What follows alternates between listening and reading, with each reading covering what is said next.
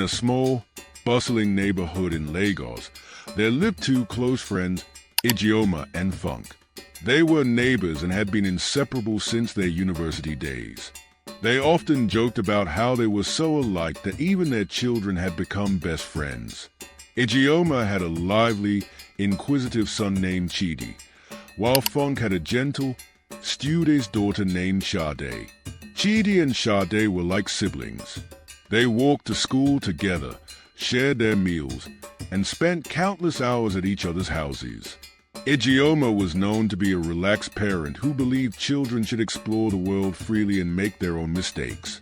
Funk, on the other hand, was stricter, monitoring Sade's activities closely and setting firm boundaries.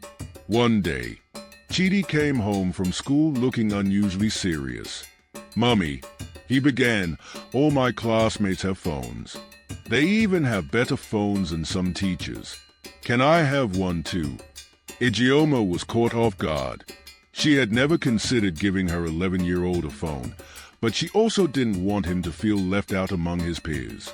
"You know what, Chidi," she said after a moment's thought. "If you perform well in your exams this term, let's say, come first in your class, I will buy you a phone. But you must promise to use it responsibly." Chidi's eyes lit up. "Thank you, Mummy. I promise." True to his word, Chidi worked hard and came first in his class that term. Ijeoma, proud of her son's achievement, bought him a sleek iPhone. At first, Chidi was over the moon.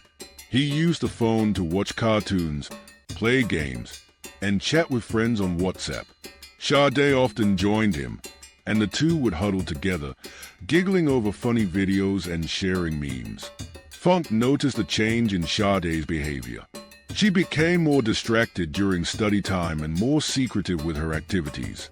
When Funk asked what was going on, Sade would smile and say, "Nothing, Mummy. I've just been busy with schoolwork." Ijeoma, on the other hand, didn't see anything wrong. She was glad her son was happy and assumed the phone was just a harmless tool for entertainment. One afternoon, while Ijeoma was out shopping and Funk was at a church meeting, Chidi and Sade were left alone. As usual, they locked themselves in Chidi's room and began scrolling through YouTube and TikTok. While browsing, they stumbled upon a link that led them to adult content. At first, they were shocked and confused, but curiosity quickly overtook them. The videos became their little secret. Whenever their mothers were away, they would lock themselves in a room and watch. Their fascination with the forbidden content grew. It wasn't long before one of them suggested they try out what they had seen. Innocent curiosity soon spiraled into actions neither child fully understood. This went on for weeks, even at school during breaks when they had access to Wi-Fi. Chidi and Sade became withdrawn, their innocent friendship now tainted by the weight of their secret. One day, Ijeoma returned home earlier than usual and heard strange noises coming from Chidi's room. Her heart raced as she pushed open the door, only to find the two children in a compromising situation. "Chidi, Sade!"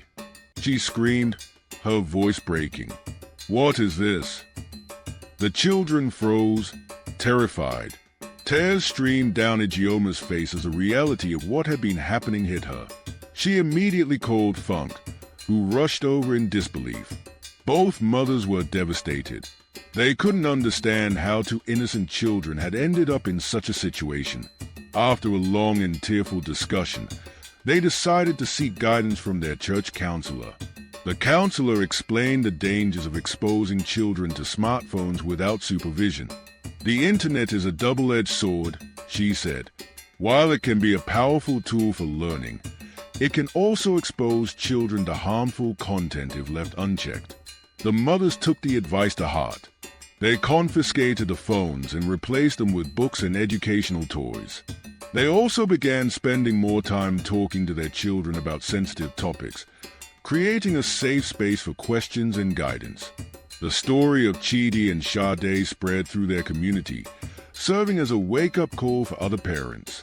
Many realized they had been too lax in monitoring their children's use of technology. Parent-teacher associations started organizing workshops on digital parenting, teaching families how to set boundaries, use parental controls, and foster open communication with their children. Ijeoma and Funk's story is a sobering reminder that giving children phones without proper supervision can have dire consequences. While technology can be a blessing, it requires careful management to prevent harm. Parents, be vigilant. Know what your children are doing online. Use parental controls. And most importantly, talk to them openly about the dangers they might face. Because sometimes, the price of silence is too high to bear.